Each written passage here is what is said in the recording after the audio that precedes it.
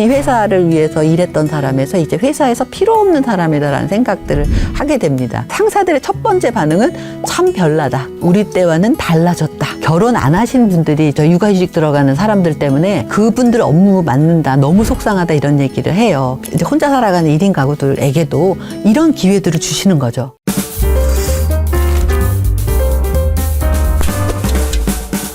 네, 안녕하세요. 인천대 사회복지학과 송다영입니다. 우리나라에서 아마 그 반반 문화가 정착된 이유 중에 하나는 높은 주거비 때문인 것 같아요. 예전에 이제 결혼하게 되면은 남자는 집을 마련하고 여자는 뭐 세간 살림을 마련한다 이런 얘기들이 있었는데 지금은 이 세간 살림하고 주거가 서로 등가 가치를 할 수 있을 만큼 수준이 아니잖아요. 그래서 이제 집을 마련하기 위해서 여자도 남자도 돈을 이제 다 내야지 되는 상황이고, 그런데 사실 아이는 반반이라고 하는 걸 얘기할 수 없잖아요. 아이를 잘 키워보려고 하는 부모들의 마음이 결국은 육아를 누군가는 더 온전하게 맡아서 해야 된다 뭐 이런 것들이 되는데, 결과적으로 기존에 있는 우리나라 문화하고 만나면서 여성들이 더 육아를 전담하게 되는 구조로 가는 이제 그런 패턴이 좀 일어나는 게 사실입니다. 그래서 독박 육아 이런 얘기들이 이제 나오기 시작을 하고, 아이를 낳으면 돈 더 벌어야 된다라고 하는 것 때문에 이제 장시간 노동을 하게 되는 그런 구조들이 생겨나면서 기존의 성별분업이라고 하는 것들이 유지되는 그런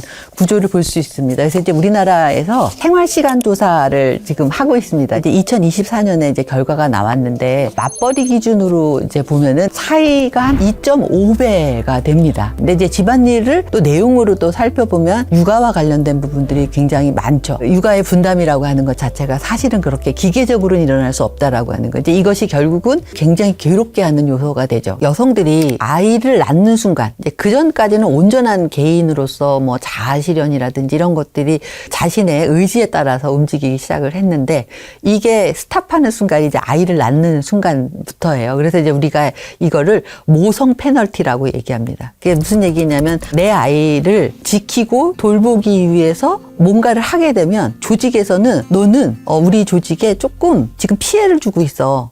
나가던가 아니면은 중요하지 않은 업무로 이제 돌리기 시작을 하는 겁니다. 그러면 그것 때문에 굉장히 괴롭죠.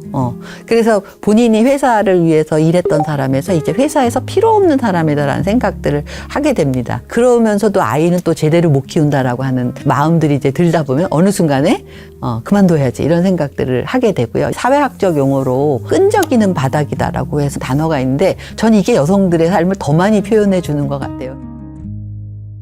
정말 아이를 낳기 시작을 하면서 더 뛰고 싶은데 바닥에서 잡아당기는 힘이 너무 끈적여서, 그 끈적임은 아마 죄책감, 미안함 이런 걸 가능성이 많아요. 내가 제일 사랑하는 내 아이가 제대로 돌봄을 못 받는다는 상황, 이런 상황 때문에 괴로워하다가 결국은 그만두는 경우도 있지만 조금 더 편하게 할 수 있는 직장을 옮기는 여성들을 저는 많이 봤습니다.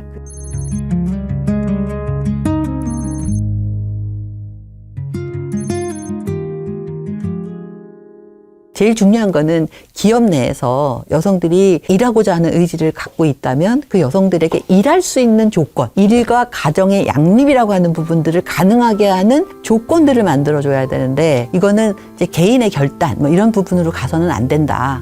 사회가 바뀌었기 때문에 이제 이렇게 맞벌이를 하고 여성들이 이제 사회로 진출을 했기 때문에 이런 여성들의 삶을 받쳐줄 수 있는 것이 같이 가는 사회, 이것이 이제 우리가 지금부터 준비해 나가야 될 사회 이지 않을까 그렇게 생각합니다. 사실은 우리 인생에 사는 목적이 그거 아닐까요? 돈 벌려고 사는 게 아니잖아요. 돈은 수단일 거고, 내가 좋아하는 사람과 많은 시간을 같이 보내고 싶어 하는 거는 사실은 남성들도 저는 똑같다고 생각합니다. 그래서 이제 남성들도 육아휴직을 쓰겠다고 하는데, 대부분 쓰겠다고 얘기를 했을 때 상사들의 첫 번째 반응은 참 별나다. 우리 때와는 달라졌다. 이렇게 얘기를 해서 그것을 당연하다고 생각하지 않고 뭔가 특별한 행동을 한 것처럼 이제 취급하는 거고, 이게 이제 결국은 그 MZ 세대들의 이제 눈치를 보게 하는 것들로 이어지는 거죠. 2025년 기준으로 보면은 남자 육아휴직 수급자가 전체 육아휴직을 쓴 사람 비중에서는 36.5% 정도를 차지합니다. 이 얘기는 남자들도 사실은 지금 이제 육아휴직을 쓰기 시작했다 이렇게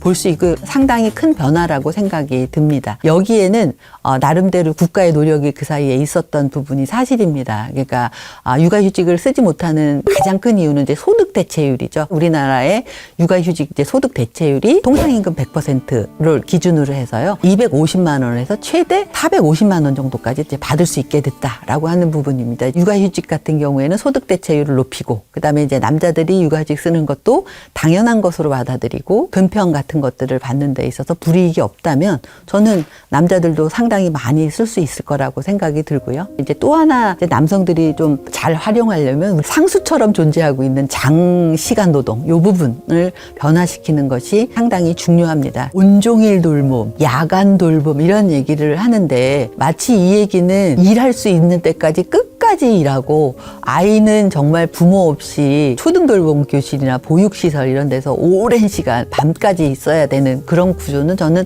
사실 인간적이지도 않고 선진국형도 저는 아니라고 생각합니다. 그래서 당연히 이제 이런 부분들은 좀 없어져야 된다고 생각을 하고요. 저도 애 키울 때 애들 데려오면은 막 씻겨가지고 재우려고만 했어요. 내가 너무 피곤하니까. 근데 그 애는 막 오랫동안 엄마를 못 봐서 얘기를 하고 싶은데 나는 또 해야 될 일이 있으니까 너무 힘들었었던 것 같아요.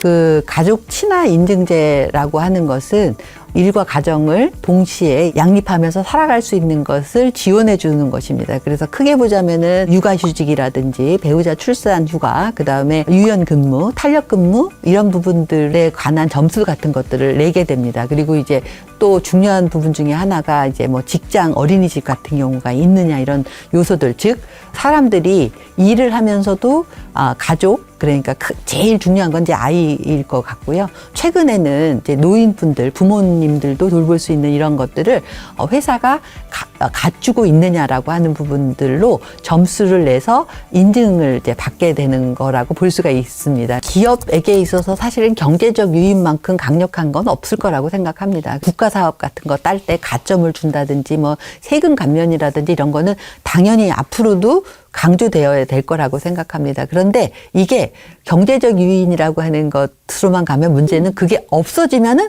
끝이라는 거죠. 그래서 저는 이제 이 부분과 관련해서는 기업의 인식 변화가 굉장히 중요할 것 같아요. 가족 친화라는 의미를 다시 얘기를 해보자면 노동자 친화라고도 볼 수 있습니다. 그러니까 사람들이 살아가는 것에 대해서 기업이 관심을 가져주려고 하는 것. 그래서 우수한 인재를 유치하고 그 사람들이 이탈하지 않고 조직에 더 헌신할 수 있는. 그래서 기업 이미지가 더 좋아지게 하는 것이 가족 친화 인증 제도의 저는 아주 중요한 비경제적인 어떤 그 전략이지 않을까라는 생각이 듭니다. 대표적인 가족 친화 기업 얘기를 조금 해보고 싶은데요. 유한 킴벌리가 있습니다. 여기에 예비부모 간담회라고 하는 게 있어요. 회사에 있는 직원들 곧 출산을 앞두고 있다 그러면 회사에 있는 각종 제도들을 설명해주고 어떻게 써야 되는지를 하고요. 거기에 관리자들도 의무적으로 참여하게 합니다. 회사가 당신의 워라밸을 지켜주고 있고 환영한다라고 하는 메시지를